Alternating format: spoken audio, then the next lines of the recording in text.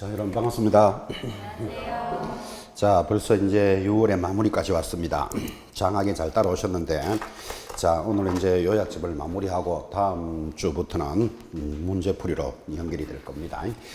자, 교재 413페이지 상가임대차 출발합니다. 자, 이제 이론의 마무리 수업으로서 주제가 남았죠. 상가임대차 보호법이라 해서 지난주에 우리가 주택임대차 주임법을 공부했습니다. 이 주택임대차에서 반드시 한 문제, 그리고 지금 진행하는 상가임대차 보호법 상임법에서도 한 문제인데, 주택임대차를 뺏겨서 상가임대차 보호법을 만들었습니다. 아무래도 상가보다는 사람의 주거생활이 더 중요하죠, 그죠? 그래서 주택임대차는 만들어진 지가 30년이 넘었습니다. 그러니까 30년이 넘었으니까 관련되는 뭐 사례, 판례 이런 것들이 굉장히 양이 많았다면 상가는 10년 됐습니다. 그래서 상가임대차를 나중에 만들고 주택임대차를 베껴서 만들었으니까 주택과 상가가 차이 나는 부분이 시험 지문입니다. 그래서 대충 뭐가 나올 거다 이것도 다 보입니다 지금. 자, 그런다더니 출발을 합니다. 413페이지 하단 상가임대차에 대해서 주택임대차와 다른 게 어쩌면 지금 시작하는 부분이 제일 큰 차이입니다. 동그라미 1번 내려오면 이 법은 사업자 등록의 대상이 되는 상가 건물의 임대차에 대해서 적용하고 줄 것입니다. 역시 일시 사용을 위한 임대차가 명백한 경우에는 적용하지 않습니다. 그거는 주택하고 같은데, 주택은 일시적으로 사는 것 어떤 거라 그랬죠? 일시적인 주거는 보호되지 않습니다. 민박집, 콘도, 펜션 이런 것들은 보호되지 않습니다. 그런데 방금 상가도 일시적인 건 보호되지 않습니다. 상가가 일시적인 건 어떤 게 있을까요? 땡처리 점포 이런 거 들어보셨습니까? 보름간만 합니다. 뭐 사장이 미쳤어요. 이런 거 보셨습니까? 사업자의 등록이 되어 있더라도 보름 정도 하고 마는 것 이런 것들은 보호되지 않습니다. 그런데 가장 중요한 게 환산보증금이 적용된다는 게 가장 중요하고, 한 장 넘기시면 414쪽 다음에 정하는 월차임의 환산보증금, 그게 환산보증금에 다시 동그라미 해놓으시고 범위 내에서 임대차는 동법 전부가 적용된다 이렇게 출발을 하는데, 여러분 이거를 이야기하려면 지금 이야기하기를 상가임대차는 환산보증금의 기준이 있다 지금 그렇게 이야기했고 표가 지금 내려오고 있는데, 주택임대차는 전세보증금이 얼마일 때만 보호된다라는 기준이 있었다 없었다? 주택은 없었습니다. 지난주에 어떻게 공부했는가 하면 주거용 건물의 전부 또는 일부에 대해서 적용한다. 그래서 살림만 살면 주택임대차는 적용이 되었으니까 강남의 타워 팔레스가 매매가가 70억쯤 하는 게 있습니다. 그럼 매매가가 70억이면 전세가 한 30억 하겠지. 안 가봐서 모르겠지만 전세 30억에 살면 주택임대차 보호된다 안 된다? 당연히 됩니다. 주거용 건물이라 그랬잖아, 그죠? 근데 30억에 사는 사람은 최우선 변제는 안 되겠죠. 서울에서 최우선 변제 기억하라 그랬죠. 1억 1000 이하일 때 3700까지 그건 안 되지. 30억이 되니까. 나머지는 주택임대차 보호법이 전부 적용됩니다. 우선 변제권 차임의 정액 보호되는 기관, 그 다음에 월차임의 전환 등등등등등 주택임대차에 관련되는 것 전부 다 보호받습니다. 보증금의 기준이 없다니까요. 그런데 상가는 영업만 한다고 되는 게 아니고 환산보증금의 기준이 있다니까요. 그래서 이게 중요합니다. 자, 그래서 그 표 보시면 하단에 2019년 4월 2일 찾았습니까? 딱 만 1년 됐죠. 4월 2일 밑에다가 현재 크게 적어놓고 서울에서는 얼마로 되어 있습니까? 9억 이하일 때만 보호해 주겠다. 그래서 서울 것은 무조건 기억하셔야 됩니다. 자, 환산보증금의 기준이 있는데 서울은 얼마일 때 보호된다? 9억 원 이하일 때만 보호를 해주겠다고요. 자, 그럼 역으로 말하면 상가가 환산보증금이 9억을 넘었다. 그럼 이 법이 적용이 안 되는 거예요. 그래서 이 단어는 중요한 거예요. 서울 9억, 그 서울 것은 기억하자 그랬습니다. 자, 표를 다 암기할 수는 없는데 재밌는 게 거기 수도권, 예를 들어서 인천광역시는 6억 9천으로 돼 있는데, 이번 법에서는 부산이 밑에서 올라왔습니다. 부산은 광역시잖아, 그죠? 그래서 부산이 있다는 걸 좀 체크할 필요가 있습니다. 부산은 얼마? 6억 9천. 그 다음 바로 밑에 광역시 세종, 용인, 안산, 김포, 광주, 파주, 수도권 외곽이죠. 5억 4천 이하일 때만 보호받습니다. 나머지 기타는 얼마? 3억 7천. 자, 그러면 다 기억하면 좋겠고 서울은 기억해야 된다. 지금 그렇게 하겠고 부산이 한 칸 올라왔다는 것도 하나 실무적으로는 체크하실 필요가 있습니다. 그때 이게 환산보증금이라는 뜻은 상가는 이런 게 많아요. 보증금 5억에 월세를 예를 들어서 뭐 300만 원으로 하겠다. 그래서 상가는 월세와 보증금이 있는 경우가 많으니까 이런 경우는 보증금을 얼마로 봐야 되느냐 이런 문제가 생긴다고요. 그래서 지금 뭐라고 했다? 월세 곱하기 100으로 계산을 합니다. 그러면 월세가 얼마? 300 곱하기 100 하면 3억이죠. 합이 얼마로 본다? 8억이다. 그러면 서울에서 보증금 5억에 월세 300이면 보호된다 안 된다? 되겠지. 9억 이하니까. 그죠? 그래서 환산 보증금이 적용된다는 것도 하나 봐놓으시고 서울은 9억 이하일 때입니다. 그래서 서울 환산 보증금을 정리하는데 이렇게 딱 잡고는 더 중요한 말이 내려옵니다. 그래서 이 상가는 주택과 처음 부분이 제일 다릅니다. 2번 환산 보증금의 초과라는 부분이 있습니다. 1번 월 차임의 환산 보증금을 초과하는 임대차의 경우에는 다음 내용만 적용된다 해서 기억연대 권리를 위한 비어 보이십니까? 그거 딱 묶어서 별표 딱 찍으셔야 됩니다. 그 다음 동그라미 2번 환산 보증금을 초과하는 임대차는 아래 내용은 적용되지 않는다. 그러니까 2번은 그 옆에다가 적기를 서울 9억 이하 이래 적어 놓으셔야 돼. 서울은 얼마? 9억 이하일 때는 아래 것들은 적용되지 9억 이상이면 적용되지 않습니다. 초과되어 있잖아. 그죠? 9억 이상이면 적용하지 않습니다. 자, 지금 이게 무슨 이야기를 하고 있는가 하면 이 이야기입니다. 대답하시기 바랍니다. 상가는 주택과 다르게 환산보증금의 기준이 있는데 서울은 얼마일 때만 보호받는다? 9억 이하일 때만 보호받는다. 이하일 때 보호받는 게 지금 위에 칸이에요. 그런데 지금 뭐라고 했는가 하면 서울이 9억을 넘더라도 적용해 주는 게 있어. 자, 넘어도 적용해 주니까 그러면 10억이라도 보호해 주겠다 이 말이잖아요. 이게 그죠? 그러면 여러분들은 아예 모든 상가에 적용되는 것 6가지입니다. 이거 반드시 익히셔야 됩니다. 그래서 모든 상가에 적용되는 것, 즉 9억을 넘어도 보호해 준다. 첫 번째 뭐죠? 대항력 동그라미 합니다. 갱신 요구권 찾았습니까? 그 다음에 갱신의 특례는 줄만 하나 꺼놓으시고 리얼 권리금의 보호, 미엄, 3기 차임이 연체되면 해지, 그리고 임대차 표준계약서는 모든 상가에 적용된다. 왜? 9억을 초과해도 되는 거니까. 그래서 자, 서울은 9억일 때만 보호받는데 모든 상가에 적용되는 거 지금 이거 기억하셔야 됩니다. 첫째 뭐 대항력, 두 번째는요 권리금의 보호, 그 다음에 갱신요구권, 3기의 차임이 연체되면 해지되는 것, 표준계약서는 모든 상가에 적용됩니다. 그래서 이거를 기억하든지 아니면 밑에 거 9억 초과하면 안 되는 거, 그리고 9억 이하일 때만 보호받는 거 밑에 있는 걸 기억하든지 둘 중에 한 파트는 잡는데 위에 걸 잡는 게 더 중요합니다. 시험에서.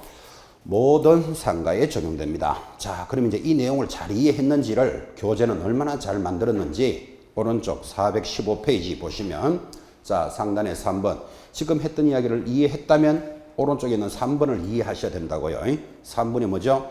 환산보증금을 초과하는 경우에 예상 지문이다 그랬습니다. 그리고 거기 3번에 별표 딱 찍어놓고 임대인, 갑, 임차인, 어른, 사업자 등록은 되었다. 그 사업자 등록은 되었으니까 대항력은 갖추고 있다 이런 뜻이에요.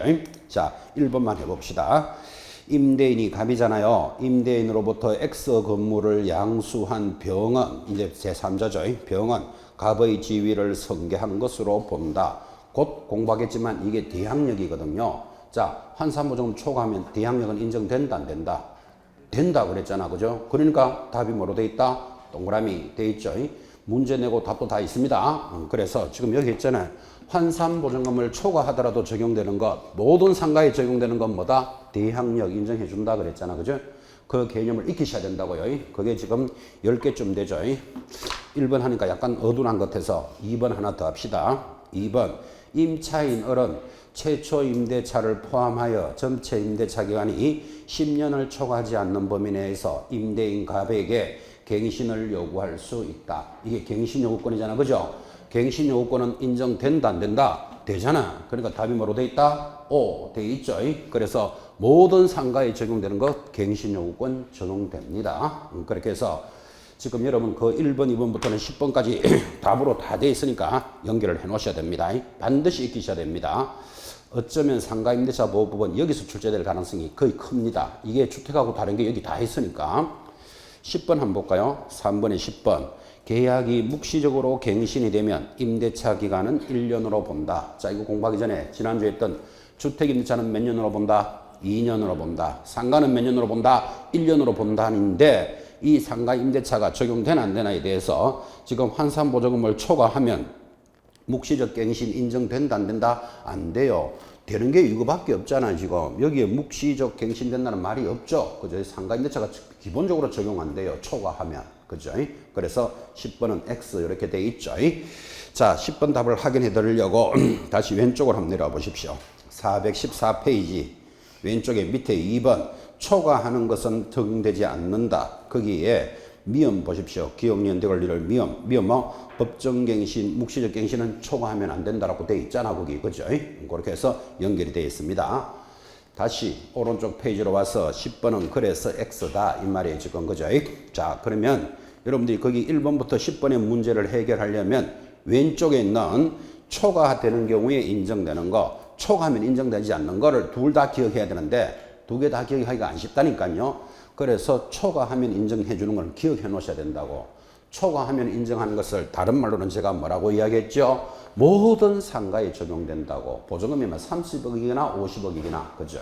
그래서 이 부분 5개를 꼭 익혀 놓으시기 바랍니다. 굉장히 중요한 파트고 이걸 또 거기 옆에 문제로도 걸어놨다니까요. 그렇게 확인합시다. 자, 그 다음에 내려가면 제일 밑에 2번 이제 드디어 대항력 해서 이제 임대차 보호법의 기본이 출발합니다.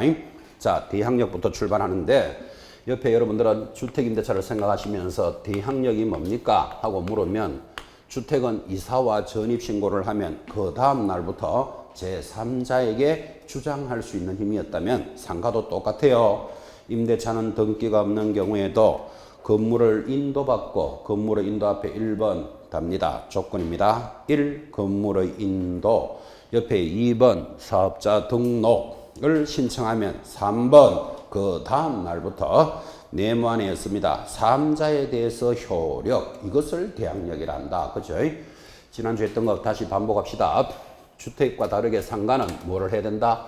건물을 인도받고 여러분 주택은 이사하고 이런 말을 하지만 상가는 이사한다는 말은 안 하죠. 사는 집은 따로 있으니까 인도받고 사업자 등록을 신청하면 그 다음 날부터 제3자에게 효력이 생기는데 그 다음 날은 오전 0시부터다 이렇게 팔리는 시간도 제시를 합니다. 그럼 이 대항력이 뭐냐 하면 자 건물을 가지고 있는 갑을 뭐라 부른다? 임대인 건물 주인이죠. 여기에 세를 사고 있는 자를 임차인 그러겠지. 두 사람 사이에 계약을 했답니다. 이것을 임대차 계약이라는데 뭐 서울이라고 치고 보증금 5억에 월세 300으로 족발집을 합니다. 임차인이 이 상가를 얻어서 뭐 한다고요? 족발집을 한다니까. 그죠? 그러면 보증금 5억에 월세 300이면 환산 보증금이 8억이죠. 그럼 서울에서 당연히 보호 대상이 됩니다. 자, 그런 상태에서 임대인 갑이 세입자가 지금 영업을 하고 있는데 그 상가를 병이라는 자에게 매매할 수 있다, 없다? 매매할 수 있다. 그죠? 내 건물 못 판다는 보장 없죠. 자, 그러면 이 병을 보고 여러분은 뭐라 불러야 됩니까? 새로운 주인이다. 맞습니까? 신소유자죠. 그러면 이 새로운 주인이 임차인한테 가가지고 야, 당신은 갑하고 전 주인하고 계약을 했지 나하고 계약한 적은 없잖아 지금. 그죠? 그러니까 당신은 나가시오. 임차인이 얼마나 황당하겠어요 지금. 시설비 권리비도 많이 들어가 있는데. 그래서 임차인이 건물을 인도받고 사업자 등록이 돼 있다면 그 다음 날부터 제3자에게 대항할 수 있다. 뭐를 대항하는데요 하니까 보증금도 돌려받을 수 있고 남은 기간 동안 살 수 있는 힘. 이를 뭐라고 부른다? 대항력이다. 지난주에도 공부했습니다. 자, 그러면서 조금 이걸 확장을 하자 그랬죠. 확장을 지금 집 건물을 팔았다 그랬죠. 그러면 우리는 매도인이다 이렇게 부르겠지. 샀겠죠. 매수인 이렇게 불러도 되죠. 임차인 을은 매수인에게 대항할 수 있다. OX O 매수인이 병이고 병이 새로운 주인이잖아 지금 그죠? 자 다시 매매를 하니까 매도인 매수인인데 건물 주인이 사망을 했대요. 왜 사망했죠? 숨을 안 쉬니까. 그럼 건물은 어떻게 됐을까요? 상속됐겠지. 자식이 받았다고 치고 상속인이 새로운 주인 맞습니까? 상속인에게도 대항할 수 있다. 그러니까 이 법률 행위에 따라서 매수인, 상속인, 경락인, 수정인 다 하려니까 귀찮거든. 그래서 이걸 확 묶어서 한마디로 뭐라 부른다? 제3자에게 대항할 수 있다. 지금 3자를 네모 안에 딱 넣었잖아요. 그죠? 3자가 누구냐를 잘 보시고 이 내용은 지난 주택임대차에서도 굉장히 진하게 전달했습니다. 이 대항력이 있어야 보증금에 대한 보호가 된다고. 그래서 대항력 딱 잡았습니다. 지금 설명했는 걸 법조문은 제일 밑에 이렇게 설명해 놨습니다. 2번 임차 건물의 양수인은 이렇게 나가잖아요. 그러면 이 사람을 제3자라고 불렀는데 또 다른 말로는 뭐라 부른다? 양수인이죠. 그 물건을 받은 자들이잖아. 그죠? 양수인은 누구? 임대인의 지위와 권한을 성계한 것으로 본다. 그러니까 저 주인의 권한을 성계했으니까 보증금도 누가 내줘야 된다? 양수인이 내줘야 된다. 이 말이에요. 이를 뭐라고 부른다? 대항력이다. 이렇게 부릅니다. 지난주에 서 굉장히 강조했고 가볍게 확인합니다. 나머지 내용은 똑같죠. 또 우선 변제권 들어옵니다. 기억하십니까? 자 이제 대항력을 갖추었으면 우선 변제권이라는 게 있는데 우선 변제권이 무엇입니까 하면 대항력은 기본이고 방금 설명했고 대항력을 갖춘 자가 확정 일자인을 찍으면 우선 변제권이 있는데 우선 변제라는 말은 나오면 항상 후순위에 우선합니다. 왜 강조하는가 하면 다른 사람보다 우선하는 건 최우선이고 요거는 바로 뒤에 있는 차보다 우선하니까 요걸 우선 변제권. 조건이 뭐다? 확정 일자다. 첫째 줄 416페이지 방금 했습니다. 대항 요건을 갖추고 대항 요건은 기본입니다. 대항 요건의 동그라미 관할 세무서장의 밑줄을 딱 긋고 임대차 계약서상의 확정일자를 받으면 확정일자의 동그라미 두째 줄에 경매 공매시 임차 건물의 환가대금에서 지금 나오죠. 후순위 권리자보다 우선한다. 그래서 확정일자 후순위 이렇게 딱 연결을 하시고 자 이제 또 주택과 다른 게 나왔죠. 주택은 확정일자를 어디서 봤습니까? 읍면동사무소, 시군구 법원, 출장소 이렇게 나왔다면 상가는 어디서 봤습니까? 관할세무서장 이런 걸 잡으셔야 돼. 실무에서는. 그죠? 그래서 상가는 관할세무서장으로부터 받습니다. 바로 밑에 동그라미 2번 임차인은 임차 건물을 양수인에게 인도하지 아니하면 우선변제 행사에 따른 보증금을 받을 수 없다. 이 뜻입니다. 여러분 우리가 상가든 주택이든 들어서 살고 있는데 기간이 끝났어요. 끝났으면 보증금 받고 나가야 되잖아. 그죠? 근데 주인이 건물 보증금을 안 내줍니다. 어떻게 해야 되죠? 내가 기간이 끝났으면 보증금 받고 이사 나가야 되잖아요. 주택이든 상가든. 근데 보증금을 안 내준다니까요. 안 내주면 어떻게 해야 된다? 소송하는 수밖에 없겠죠. 소송할 때 비껴주고 해야 된다? 안 비껴줘도 된다? 안 비껴주고 해도 된다고. 그 대신에 소송이 끝났어요. 이제 경매가 끝나고 나면 보증금을 받을 때는 방금 뭐라 그랬다? 비껴주고 받아야 한다. 그 뜻이에요 이게. 근데 우리가 일반 사회적으로는 어떻게 합니까? 받고 나가라 자꾸 이런 말 하잖아요. 틀린 말이라고요. 나가서 받아야 됩니다. 인도하지 아니하면 받을 수 없다. 그 개념을 익혀 놓으셔야 됩니다. 3번 금융기관의 우선변제권의 성계는 주택하고 똑같습니다. 여기 기억해 보면 은행, 중소기업 뭐 이렇게 나오는데 이런 기관이 우선변제권을 성계할 수 있도록 했는데 그거를 다 암기할 수는 없고 전부 1금융이니까 정작 서민들이 많이 이용하는 마을금고나 신협은 거기에 해당되지 않습니다. 그래서 옆에다가 마을금고 X, 신협 X 적는 게 더 중요합니다. 이 금융권은 성계되지 않는다. 그거 하나 체크하시고 내려가면 4번 확정일자 부여와 임대차 정보의 제공 오른쪽에 기재사항 참고로 읽으시면 됩니다. 이런 이야기 아니겠습니까? 확정일자라는 것은 봐요. 여기 임차인 을이 확정일자를 찍으면 후순위에 우선해서 보증금을 돌려받을 수 있죠. 근데 만약에 이 상가가 경매나 왔다. 여러분 이 경매 물건을 받으려고 가면 거기 임차인이 있으면 이 사람이 확정일자를 받아서 보증금을 다 받는다면 나가는데 전혀 지장이 없겠죠. 그럼 이 사람 확정일자 받았을까 안 받았을까 궁금할 때가 있겠죠. 그죠? 그래서 지금 뭐라고 했다? 확정일자에 대한 정보 제공을 받을 수 있다. 이해관계자는 가서 물을 수 있다. 그런 개념이에요. 그죠? 그러니까 이건 가볍게 확인하시기 바랍니다. 드디어 제일 중요한 게 3번 오른쪽에 하면 소액 임차인의 범위입니다. 이를 다른 말로 뭐라 부른다? 최우선 변제고 지난주에도 주택에서 많이 강조를 했습니다. 자, 비교하시면서 지금 나오는 것은 최우선 변제인데 최우선 변제권이 무엇입니까? 하면 대항력은 기본이고 대항력은 방금 진하게 설명했죠. 거기다가 소액 보증금이어야 한다. 조건이 이렇습니다. 그러면 최우선 변제권은 대항력에다가 소액 보증금을 갖추면 최우선이라는 뜻은 다른 담보물권자보다 우선합니다. 그럼 다른 이랬으니까 앞서거나 뒤서거나 관계없이 가장 먼저 해주겠다. 가장 먼저 해주니까 이를 뭐라 부른다? 최우선 변제다. 이렇게 이야기를 합니다. 지난주에 주택임대차에서도 굉장히 강조했는데 조건이 대항력에다가 소액 보증금입니다. 그러면 소액이 얼마냐를 알아야 된다고요. 참고로 비교해서 주택임대차는 얼마라 그랬죠? 서울은 1억 1000일 때 3700까지 그거 암기하라 그랬습니다. 그러면 상가는 어떻게 될까요? 자, 상가는 일단 한 장 넘길 필요 없네. 제일 밑에 보시면 표가 하나 있죠.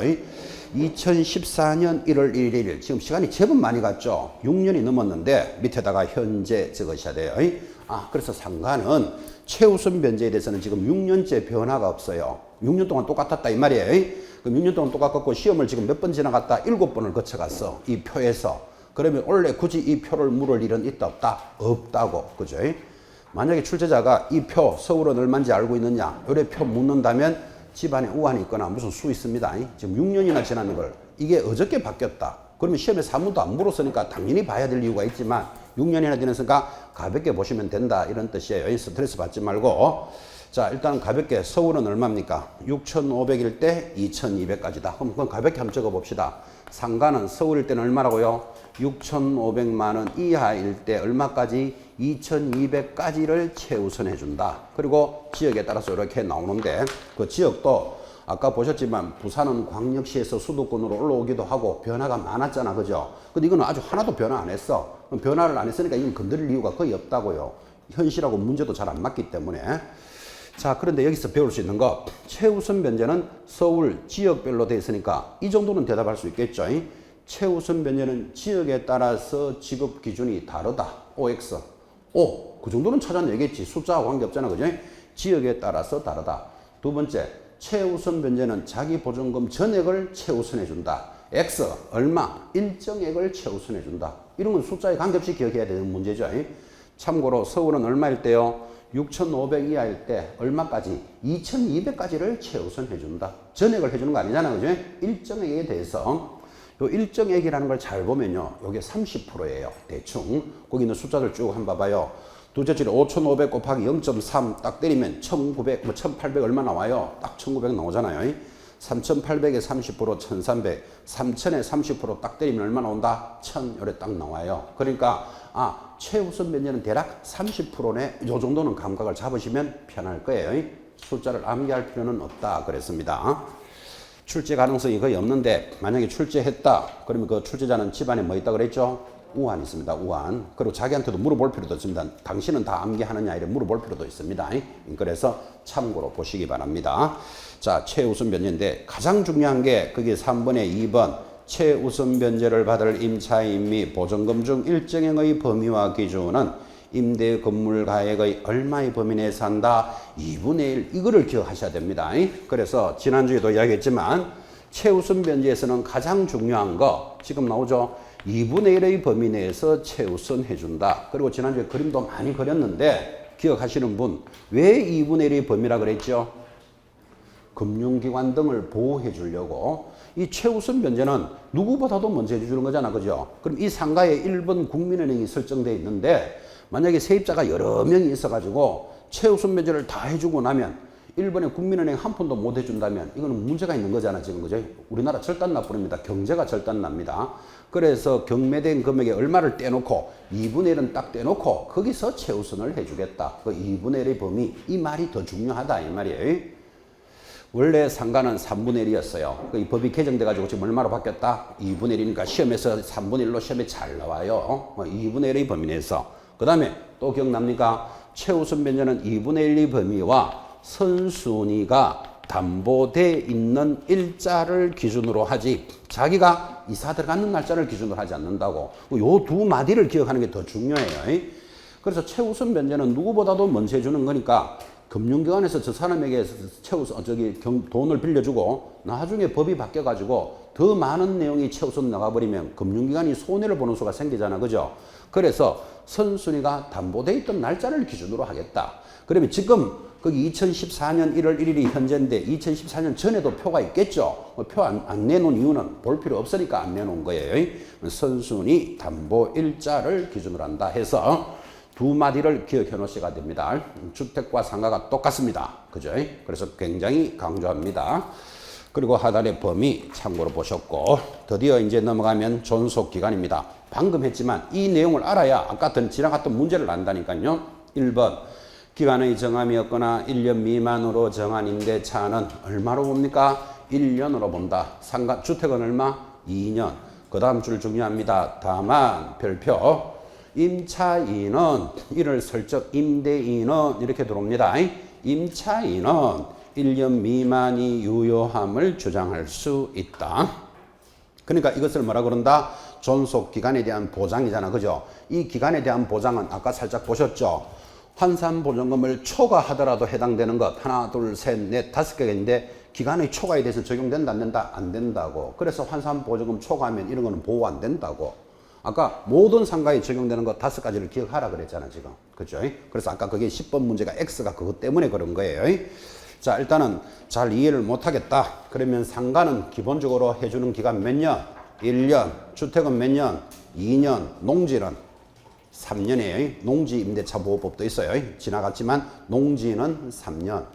참고로 여러분 농지를 시골에 있는 내 땅을 누구한테 빌려주고 1년에 쌀을 한 가마니 받는다. 들어본 적 있습니까? 그게 농지임대차잖아요. 그 농지임대차도 몇 년? 3년입니다. 개념은 잡아보라고 물었습니다.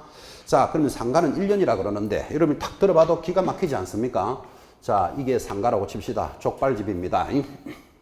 서울이고 보증금 5억에 월세를 300만 원으로 한다 칩시다. 여기에 임대인 건물 주인이 갑이고 임차인이 을입니다. 그 임차인이 상가를 얻어서 족발집을 합니다. 족발집. 여러분 족발집도 하기 나름인데 인테리어 이런 것도 할 수 있겠죠. 권리비 시설비도 상당히 많이 들어갔는데 두 사람의 기간을 몇 년으로 본다고요? 상가는 1년으로 본다. 그럼 1년 만에 당신 나가시오. 그러면 권리금 시설비 이런 게 굉장한 손실이 될 수도 있겠죠. 1년 만에 다 회수할 수는 없으니까. 그래서 법에 10년 동안 그랬습니다. 2, 3, 4, 5, 6, 7, 8, 9 끝까지 10을 다 그립니다. 이게 10년으로 바뀌었기 때문에 10년 동안 내가 더 있을 수 있다. 더 있고 싶다를 뭐라 그런다? 갱신을 요구할 권리가 도입이 됩니다. 더 있고 싶다 이러면 건물 주인은 거절할 수 없다. 그를 뭐라 부른다? 갱신요구권. 기간이 1년이기 때문에 이렇게 만들었다는 것도 이해하셔야 돼요. 그래서 지금부터 이어진 단원이 갱신요구권이고 주택과 가장 큰 차이점이기 때문에 시험에서 굉장히 중요합니다. 역시 또 별표입니다. 아까 했죠? 주택과 상가가 다른 부분이 시험에 나온다고. 오늘 아침 부동산 뉴스에 보면 그죠? 이제 지금 입법입니다. 국회에 법이 올라가 있고 이제 일반인들이 보고 이의가 있으면 이의를 제기해라. 이래서 입법을 해놨는데 내년에는 주택에도 갱신요건을 도입할 예정입니다. 내년에는. 그죠? 지금은 이제 올라가 있습니다. 그걸 3대 부동산 법안이라 그러는데 이제 오늘 아침 뉴스를 슬쩍 보니까 이거 헷갈리면 안 됩니다. 시험하고 관계없고 일단 주택에도 갱신요건을 도입하려 그런다. 그 다음에 지금 부동산 거래 신고는 매매만 하잖아요. 매매만 신고하는데 전월세도 신고하도록 하겠다. 이게 두 번째 법안. 그죠? 세 번째 이렇게 해서 3대 법안이 올라와 있는데 중개협회 등에서는 굉장히 반대합니다. 지금 매매만 신고하는 것도 개공사들 신경질 나거든. 당사자들 매도인 매수인도 신고할 수 있는 거를 왜 개공사하기 신고하도록 해가지고 위반하면 과태료도 매기고 그 이면에는 개공사가 중개를 했으면 중개 수수료가 다 노출된다는 것도 있다고요. 그런데 전월세까지 해버리면 얘는 진짜 다 드러나잖아. 그죠? 그래 중개업에는 쌍수 들고 반대합니다, 지금. 그리고는 채택될지 안 될지 몰라. 워낙 한쪽에서 반대하니까. 그 다음에 주택에 대한 전월세는 지금 2년이고 갱신 요구권은 없죠. 주인이 나가라면 나가고 있고 싶으면 있고 싶다. 이렇게 서로 통지를 해야 되지. 이 갱신을 요구할 권리는 없는데 내년에 이것도 도입할 예정이다. 그래 돼 있어요. 내년에 또 법이 많이 바뀔 거예요.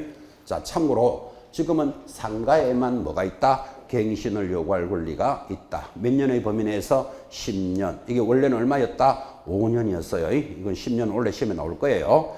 자, 첫째 줄에 동그라미 1번. 임대인은 임대차 기간이 만료 6월부터 1개월 전까지 거기 줄 거 보십시오. 6개월 전부터 1개월 전이지 6개월 전부터 종료 시까지 이러면 여러분 찾아내겠습니까? 그 종료 X 표시해 놓으셔야 돼요. 6개월 전부터 1개월 전까지 사이에 갱신을 요구할 경우 정당한 사유 없이 거절하지는 못한다. 그런데 다음 사유가 있으면 거절할 수 있다. 하여 8개, 기역부터 이형까지 왼쪽에 쫙 묶어서 거절 사유 적어 놓으셔야 됩니다. 거절 사유 8개는 돌아가면서 하나씩은 무조건 출제합니다. 자, 그런데 이 8개 거절 사유가 중요한데 이거를 공부 못하는 사람의 특징, 앞글자 따가지고 막 외웁니다. 그 8개를 암기하는 것도 쉽지 않고 암기했다가 돌았으면 이게 무슨 소리인지도 모르고 앞글자 따서 그러지 말고 이 8개를 가만히 보면 여러분이 건물 주인이라고 생각해 봐요. 거절을 할 수 있는가 없는가? 내가 건물 주인이다 하고 이제 이걸 봅니다. 거절하는 사유. 기역. 임차인이 세입자가 3기의 차임에 달하도록 연체를 했답니다. 3기에 동그라미. 여러분 세입자가 석 달치 월세는 밀려놓고 나는 10년 동안 더 있고 싶다. 된다 안 된다? 안 된다. 상식이잖아 상기. 그죠? 동그라미. 두 번째 더 상식입니다. 임차인이 거짓 부정한 방법으로 임차를 했답니다. 거짓의 동그라미. 원래 이 사람이 점포 들어올 때는 문방구 할게요. 그래서 왔는데 얼마 있다가 주인이 내려가 보니까 바다 이야기 이런 걸 하고 있습니다. 바다 이야기가 뭐죠? 어떤 사람 오락실하는데 그 사람 놀러 가본 사람이고 횟집 하고 있습니다. 막 칼 막 갈고 있습니다 지금. 그래서 거짓 부정한 방법으로 임차했다. 당연히 거절할 수 있겠죠. 거짓의 동그라미. 3번 더 상식. 서로 합의의 동그라미. 임대인이 임차인에게 상당한 보상을 했답니다. 그럼 그거 거절할 수 있지. 합의했다는데. 그죠? 4번 임차인이 임대인의 동의 없이의 동그라미. 동의 없이 전부 또는 일부를 전대했답니다. 자기들끼리 세준 거 인정한다 안 된다? 안 된다고. 상식이잖아. 건물 주인이라고 생각하고. 5번째 임차인이 임차 건물의 전부 또는 일부를 고의중대한 과실로 파손했을 때 거기 고의중대한 과실에 길게 동그라미 하셔. 그거는 핵심 단어예요. 파손하면 당연히 인정을 하지 않습니다. 무슨 놈의 임차인이 내려가면서 계단 깨고 올라가면서 유리창 깨면서 나는 10년 동안 있고 싶다. 이게 말이 안 되잖아 지금. 여러분이 건물 주인이라도. 그죠? 근데 여기서 좀 조심할 거. 그냥 과실로 이러면 틀려요. 중대한 과실이란 말이 들어가야 돼. 이게 왜 그런가 하면 여러분 상가를 얻어가지고 벽에 못 하나 칠 수 있다 없다? 벽에 못 하나 칠 수 있죠. 못을 탁 치다 보니까 금이 쭉 갔어. 그러니까 건물 주인이 니 파손했잖아 나가라. 이거는 안 된다고. 중대한 과실로 파손해야 돼. 그죠? 올라가면서 밑창 깨고 내려가면서 계단 막 깨고 있어야 된다고 지금. 그죠? 거절할 수 있는 사유입니다. 6번째 더 당근입니다. 임차 건물의 전부 또는 일부가 멸실이 됐답니다. 멸실의 동그라미. 그 점포가 불타고 없어졌는데 제 뜸이 앉아가지고 나는 10년 동안 있고 싶다. 말 안 되죠. 그죠? 멸실됐을 때 당연히 거절합니다. COC 그래도 또 중요합니다. 별표 딱 찍어놓고 임대인이 다음 어느 하나에 해당되는 사유로 목적 건물의 전부 또는 대부분을 철거하거나 재건축하기 위해서 점유 회복이 필요할 때, 자 점유 회복의 줄 딱 긋습니다. 점유 회복이 필요하다 이 뜻입니다. 자 여기 한번 봐요. 지금 임대인이 갑이고 임차인이 족발집을 하고 있는데 이 족발집이 서울 시내에서 제일 잘 됩니다. 어느 정도 제일 되는 거면 오전부터 줄 수가 있습니다. 족발집 앞에. 얼마나 잘 되는지. 이렇게 잘 되면 누가 배 아픈 사람이 있어요. 누구?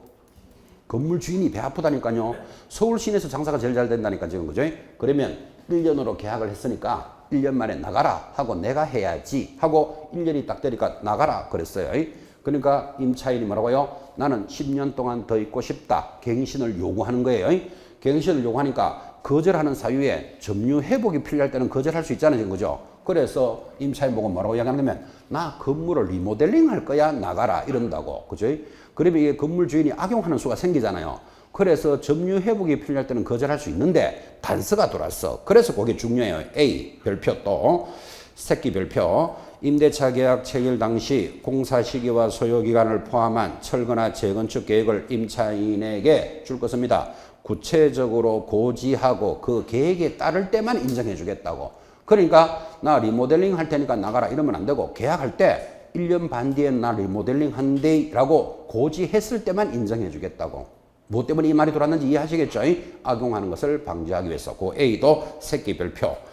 자, 마지막 8번째입니다. 2형 내려면 그 밖에 임차인이 임차인으로서 의무를 현저히 위반하거나 존속하기 어려운 중대한 사유가 있을 때 현저히 위반에 줄 한번 꺼놓고 여러분 공부 안 해도 다음 거절할 수 있는 사유 임차인이 현저하게 위반하면 이런 건 찾아내야지. 그죠? 상식적으로. 그래서 이 8가지를 머리 글자를 따가서 암기한다라고 접근하면 안 되고 거절할 수 있는 사유는 내가 주인이라도 거절할 수밖에 없다 하고 접근을 딱 했고 핵심 단어를 동그라미 딱딱딱딱 했습니다. 3기, 거짓, 합의를 했을 때, 멸실되었을 때, 중대한 과실, 상식적인 건물 주인의 허락 없이 자기들끼리 주고받았는 거 이런 거 안 되는 거예요. 그죠? 그렇게 해서 8가지를 익히셔야 됩니다. 바로 밑에 2번 당시 별표입니다. 이게 10년이 아직 시험이 안 나왔습니다. 장 2년 차인데 임차인의 갱신 요구권은 최초 임대차를 포함하여 일단 포함해 동그라미 그거를 제외하면 틀려요. 옆에다가 제외 X 적어놓고 포함하여 얼마의 범위 내에서 10년을 초과하지 않는 범위 내에서만 적용합니다. 그래서 그림도 일부러 그렸잖아요. 봐요.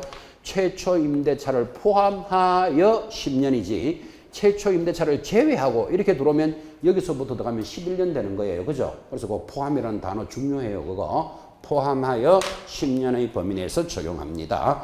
자, 그러면 10년의 범위에서 적용하는가 10년 동안 더 있을 수 있는데 한 푼도 안 올리고 있는다. 이거는 말이 안 되겠죠. 그죠? 그래서 동그라미 4번 환산보증금 이내에서 차임과 보증금은 얼마? 100분의 5를 청약할 수 있다. 환산보증금 이내라는 말은 이 말이에요.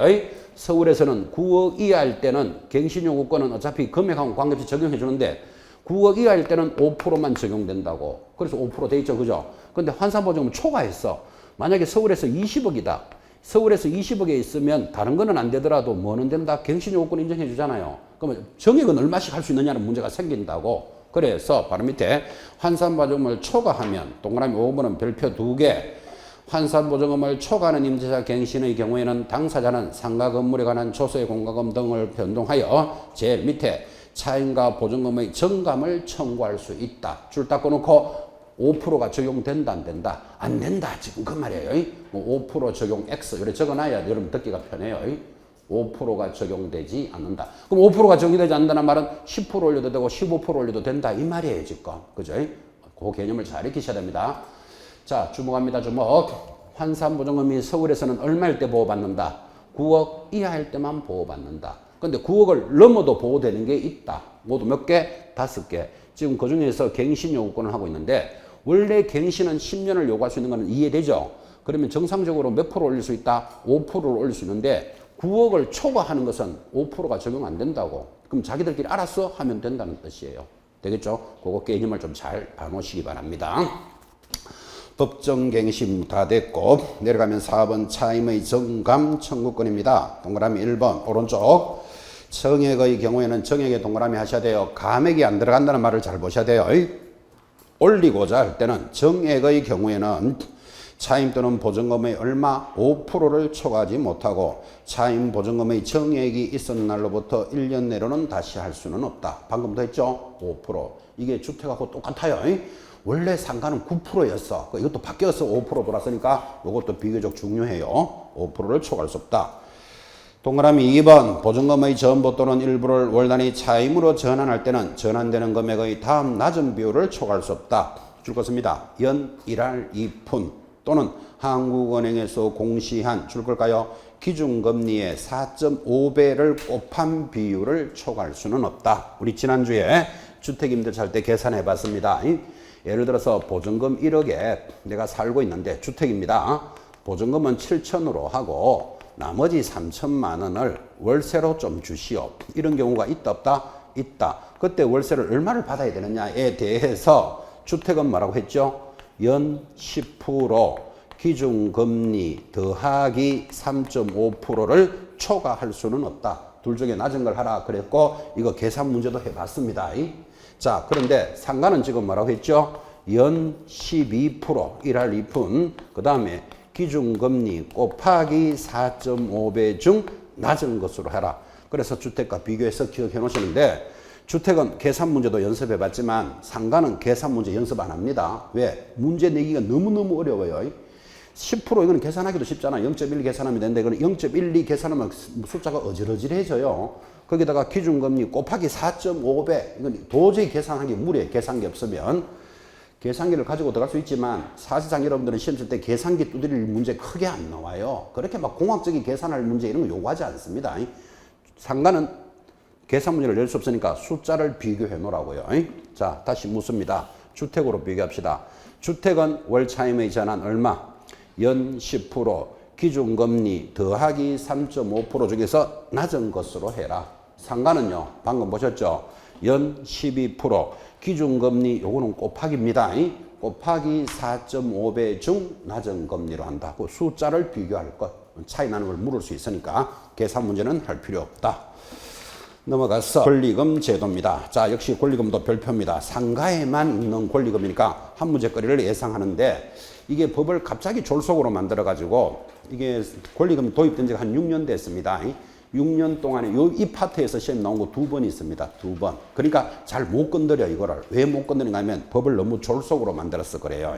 그 졸속이라는 말을 곧 배우게 될 겁니다. 자, 권리금 제도 하여 거기 동그라미 2번 권리금 계약은 알아들어야 되죠. 권리금 계약이란 동그라미 놓고 신규 임차인이 되려는 자가 임차인에게 권리금을 지급하는 계약이다. 그건 기억하셔야 됩니다. 자, 지금 권리금이 뭐냐? 이래 물으면 여기 갑을 뭐라 부릅니까? 임대인. 을을 뭐라 부릅니까? 임차인. 족발집 하고 있다 그랬죠. 한 3년쯤 하다가 병에게 넘깁니다. 당연히 권리금 받고 넘기겠죠. 그럼 이 병을 뭐라고 부른다? 신규 임차인이다. 이렇게 부르는 거예요. 그러면 권리금 계약이라는 것은 누구와 누구 사이에 임차인과 신규 임차인 사이에 일어나는 것을 권리금 계약이란다. 지금 줄 거 있는 게 그겁니다. 그럼 여기서 배울 수 있는 거 권리금은 임대인하고는 전혀 관계없구나. 이거를 배울 수 있다고. 그죠? 두 사람 사이에 일어나는 겁니다. 자, 그 다음에 지금부터 이어지는 단어는 그렇게 해서 임차인이 보증금 5억에 월세 300으로 족발집을 하다가 뭐 권리금 시설비를 받고 넘기려고 합니다. 그런데 건물 주인이 방해를 합니다. 제일 먼저 방해할 수 있는 방법. 신규 임차인이 오면 이제 월세를 900만 원으로 받을 거야. 한 3배쯤 올릴 겁니다. 그러면 신규 임차인이 들어올 수 있다 없다? 못 들어온다. 그럼 누가 손해를 본다? 임차인이 피해를 보겠죠. 이렇게 하는 행위를 하여서는 아니 된다. 그게 거기에 적혀져 있다고. 그럼 읽어봐도 상식이라고 당연히. 그죠?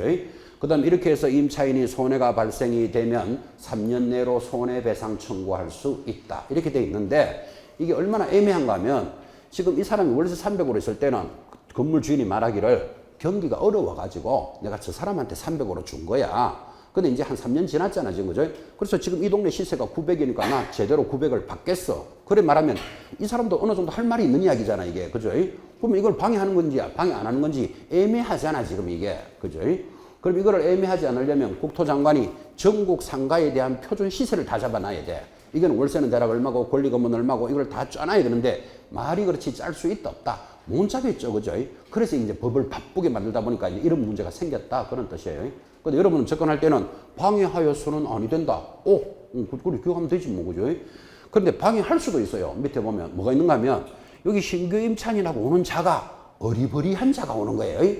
건물 주인이 딱 보니까 빠릿빠릿한 사람이 와서 장사를 잘해야 월세가 따박따박 잘 들어올 건데 야, 저 사람이 족발해가 되겠나?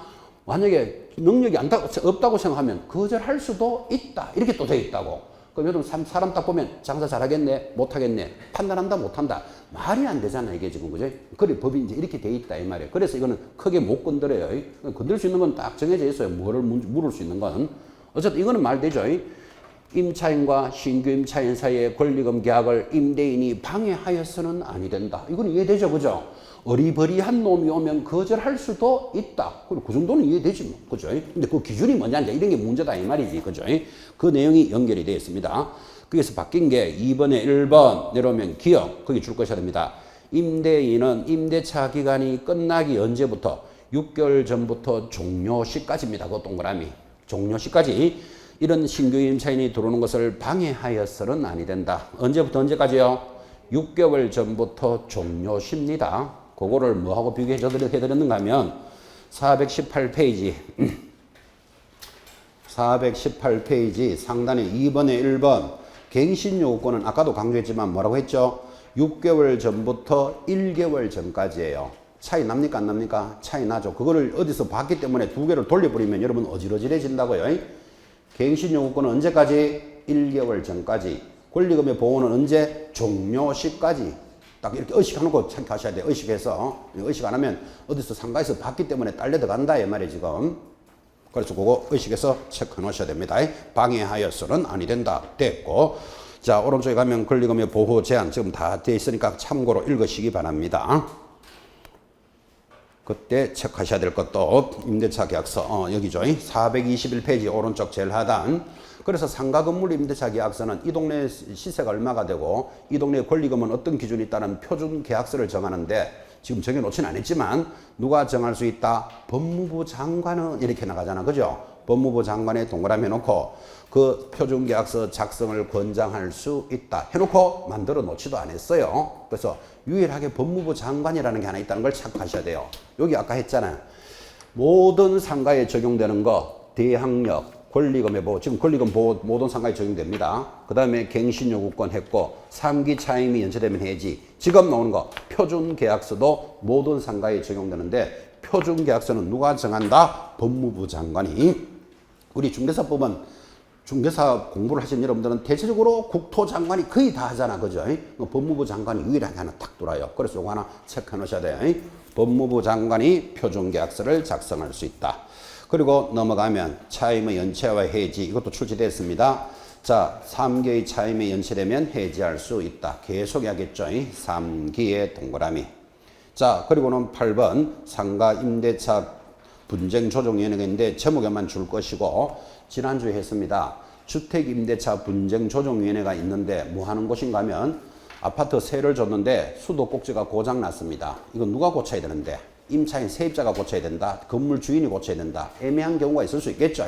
수도 꼭지야. 그냥 아무나 고쳐도 얼마 안 되지만 500만 원짜리 보일러가 고장 났습니다. 그러면 아파트 주인은 야 세입자 네가 잘못 썼잖아. 고쳐라. 그다음 세입자는 야 이거 건물이 딸려있는데 내가 왜 고치는데 이러면 이제 분쟁이 생긴다고.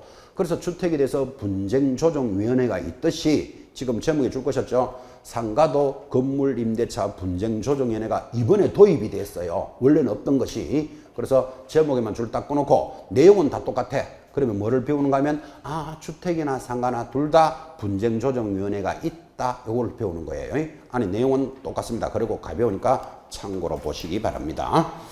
자, 주택임대차와 다르게 상가와 차이 나는 부분을 굉장히 강조했습니다. 그래서 여러분들은 상가를 보실 때는 문제는 어차피 한 개 나옵니다. 한 개 나오기 때문에 주택과 차이점이 어떤 거다를 의식하면서 체크하셨습니다. 10분 쉬었다가 경매, 매수 신청 이렇게 넘어갈 겁니다.